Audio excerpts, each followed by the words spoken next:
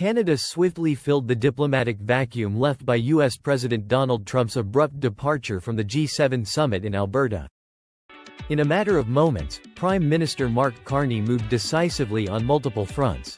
He signed a groundbreaking Arctic-Pacific defense pact with South Korea, announced a $544 million development guarantee for Latin America, solidified a Europe-Asia supply chain through a critical minerals alliance, and made a bold statement: "Nostalgia is not a strategy," which openly acknowledged the growing fractures within the long-standing Washington-led order. Trump's sudden exit did more than disrupt seating arrangements. It fundamentally shifted the political center of gravity at the summit. With the U.S. chair empty, Canada, as host, wasted no time asserting itself. In the final 24 hours, Ottawa drew together three key agenda areas: defense industrial cooperation, global development financing, and critical raw materials security, under its own leadership. Traditionally, these tracks are orchestrated by Washington. At his closing press conference, Prime Minister Carney stated, "This week, we experimented with a new geometry of collaboration." But his words were not about temporary tactics. They signaled a broader perception that the US-dominated G7 architecture is beginning to splinter. One of Canada's most significant moves came during a bilateral meeting with South Korean President Lee on June 17. Making his first major diplomatic appearance abroad since his June 3 election victory, President Lee laid out a fresh foreign policy doctrine: zero problems, maximum trade. The two leaders elevated their historically LNG-focused relationship into a full-fledged defense industry partnership. Though brief, the final communiqué was meaningful. Sensor systems for Canada's new Arctic surveillance drones will be manufactured in South Korea. In return, South Korea's Navy secured the rights to build two hybrid-powered patrol vessels designed by Canada's Esquimalt shipyard in British Columbia. With this, Ottawa effectively welcomed South Korea into the Five Eyes defense ecosystem, a realm traditionally monopolized by Washington, while Seoul gained a critical logistical corridor to Europe. Insiders reported that U.S. diplomats were excluded from observing the Carney-Lee meeting, and American journalists were kept at bay. While Trump's delegation remained focused on advocating for simple tariffs and straightforward tax policy, Canada was reconfiguring the geopolitical chessboard. Later that day, Ottawa advanced into the arena of foreign aid, long considered Washington's humanitarian stronghold. Development Minister Maryam Shani unveiled a program offering $544 million in loan guarantees for poverty reduction, infrastructure development, and climate resilience projects across Latin America and the Caribbean. This announcement carried symbolic weight, arriving just as the U.S. slashed USAID funding by $60 billion and cancelled 90% of its multi-year commitments. Areas like malaria prevention in Africa and climate adaptation grants in the Pacific were abruptly left in limbo. While Canada's aid package was modest compared to the magnitude of U.S. cuts, it documented Ottawa's emergence as a global player capable of stepping in where others withdraw. Carney's press conference offered a revealing contrast between Canadian diplomacy and Trump's economic nationalism.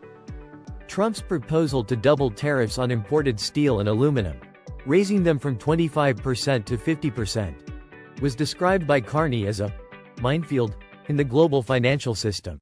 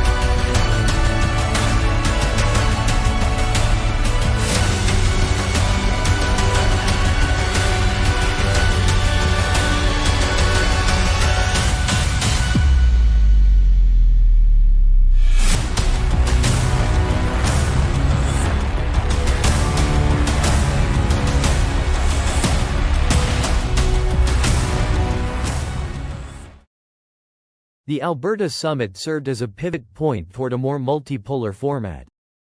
The Canada-Korea defense deal, the Latin American Development Fund, and the Critical Minerals Pact were all signs of this evolution. With quiet resolve, Carney demonstrated that alternatives to the US-centric model are not only possible, they are already underway. He stated firmly, regardless of who sits in the White House, we will defend our interests at the negotiating table. The real test lies in the next 30 days. Can a new economic security agreement resolve rising trade tensions? Will the US retreat from its aggressive tariff stance? Or will Canada initiate retaliatory measures?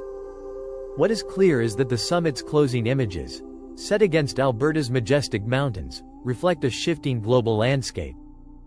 The G7 is no longer merely a platform for Washington's vision.